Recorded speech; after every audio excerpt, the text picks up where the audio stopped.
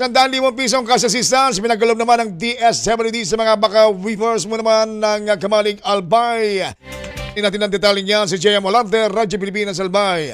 Radyo Pilipinas. Radyo Pilipinas. Report. Personal na binisita ni Department of Social Welfare and Development Secretary Rex Gatchalian ang Masikap SLP Association sa Barangay Libud, Kamalig, Albay upang magkaloob ng karagdagang pondo na nagkakahalaga ng 100,000 pesos na magsisilbing dagdag kapital para sa kanilang dekalidad na produksyon ng mga sombrero, basket at iba pang abaka handicrafts. Ang naturang asosasyon ay binubuo ng 9 na kababaing opisyal na nag-graduate na sa Pantawid Pamilyang Pilipino Program o 4Ps at matagumpay na nabigyan ng bagong simula sa pamamagitan ng Sustainable Livelihood Program ng pamahalaan. Sa kasalukuyan, ang grupo ay nagtatala ng average monthly revenue na humigit kumulang 30,000 pesos kung saan nagkaloob din sila ng trabaho sa higit 10 karagdagang manggagawa mula sa kanilang komunidad tuwing peak season upang matugunan ang mataas na demand sa merkado. Binigyang diin ni Secretary Gatchalian na ang Masikap SLP Association ang isa sa pinakamahusay na ehemplo ng mga matatagumpay na skill-based SLP sa bansa dahil sa kanilang natatanging kakayahan na ipasa at ituro ang tradisyonal na sining ng paghahabi sa mga susunod na henerasyon. Lubos naman ang pasalamat ng Masikap SLP Association dahil ang ipinangakong karagdagang pondo mula sa DSWD na kasalukuyan ng ipinoproseso ay magsisilbing malaking tulong upang itaguyod ang kabuhayan ng mga kasaping pamilya. Para sa Bagong Pilipinas, JM Olarte,